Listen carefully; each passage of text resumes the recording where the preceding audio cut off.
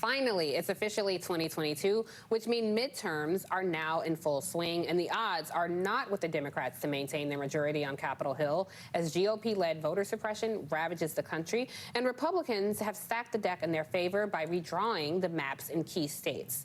Now, they only need to flip 5 seats to seize control of the House. Meanwhile, just one loss in the Senate would sink Democrats' razor-thin majority in the upper chamber. Joining me now, MSNBC political analyst Fernand Amandi and co-founder and senior advisor of the Collective PAC, Stephanie Brown James, my friend, making her cross-connection debut. And, of course, Dr. Jason Johnson is still with us. Fernand, I want to start off with you. Happy New Year. I have a question for you, but I just want to first say Happy New Year to you, my friend. Well, Happy New Year to you, Tiffany. A little cheers to ring in the new year. I don't think it's too early here on Saturday morning. And also to everyone on the panel and watching at home. So Happy New Year.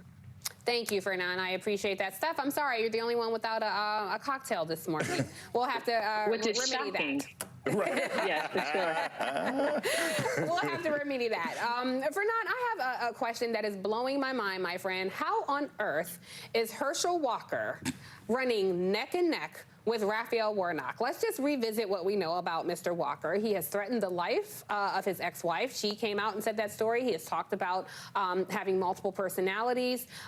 He is inept when it comes to holding any kind of office, when it comes to politics. His only thing that he has going for him is an endorsement from Donald Trump, and sadly, that may work in some parts of red pockets in Georgia. And Mitch McConnell has totally bought into this because he's endorsed him. Please tell me, Fernand, that there is a pathway to block this man from kicking Raphael Warnock out of the Senate.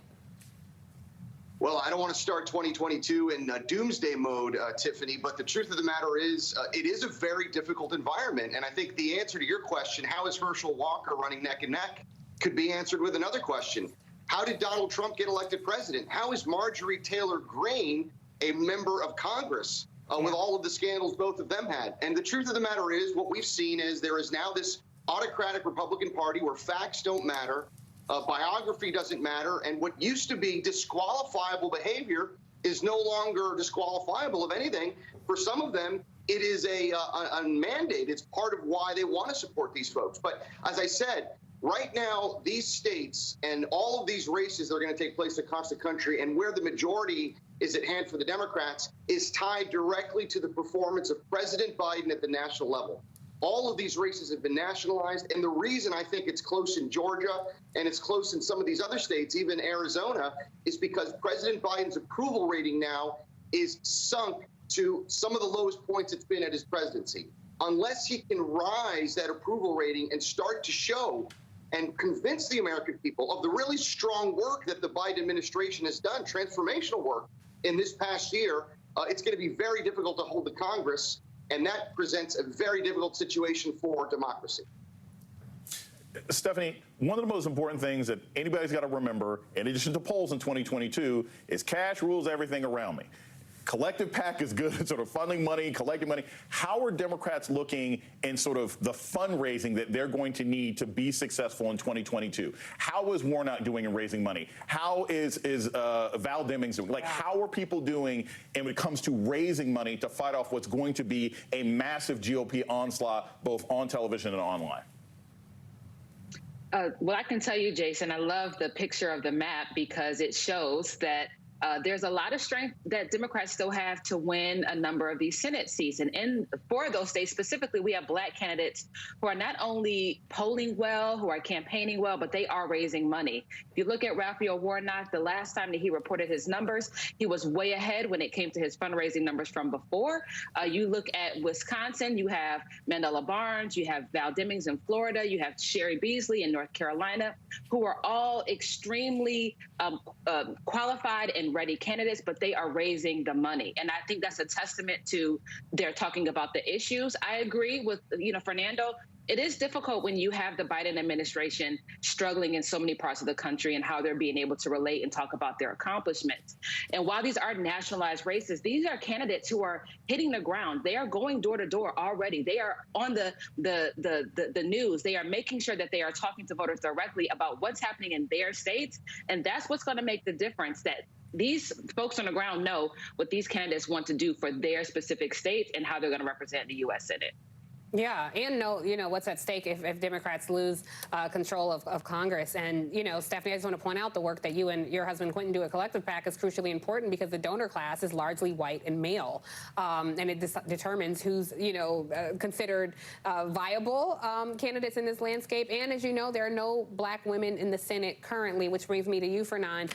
You're in Florida, my friend. Tell me that Congresswoman Val Demings will become Senator Val Demings, especially given all the things happening in Florida right now. What are her chances looking like? Well, Tiffany, I never lie to you or the viewers. And as much as I would personally like to see her defeat who I think is the least respected and maybe one of the worst members in the Senate, Marco Rubio, right now, again, she's going to have a difficult time because Florida is now the state that you might call MAGA state. This is the front lines for the Trump movement with Ron DeSantis here. It's a state that the Republicans control completely. Now, the good news for Democrats in Florida is, without a question of a doubt, Val Demings is the best possible candidate that Democrats could have ever run against Marco Rubio. She's an extraordinarily talented, charismatic, and accomplished congresswoman. She was also a former police chief in Orlando, so her credentials are sterling. But again, if the Democratic Party is going to try and defeat Marco Rubio in Florida, they need to do a lot better job engaging. There is some concern that national Democrats have abandoned Florida, and they're looking at other states perhaps like Virginia, to keep the control of the Congress. We need to see, I think, a greater sense of an investment here if Val Demings is going to be helped to push over the top. But is she the best candidate the Democrats could have put up? No question. Wow. So, Stephanie, you're in Ohio, a state that, again, some Democrats have now said has been abandoned. They say it's red. It used to be sort of purple one way or another. You're having to sit down with Joe Biden, theoretically, what are the two things that you think he needs to make sure he has accomplished by June of 2022 in order to raise his numbers so that he is not sort of an albatross on the neck of Democrats who are going to be running this fall? Well, I think there's two things. One is in the political realm, and I think it's really important. We have to do some work when it comes to voting rights. We need to pass this bill. We need to do some work when it comes to criminal justice reform. I know that these are ideas that Congress does not seem to want to move on.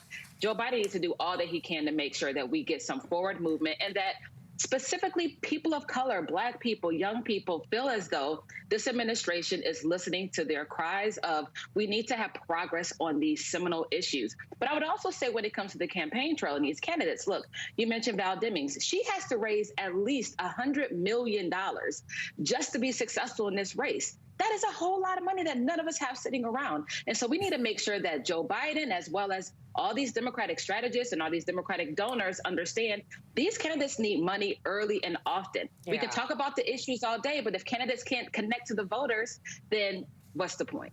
Absolutely. Well, Stephanie, you'll definitely have to come back. Fernand Amandi, you'll join us a little later. But thank you so much, Steph, for spending your New Year's Day with us. Please give my love to your husband and those two gorgeous boys. And we will see you very soon.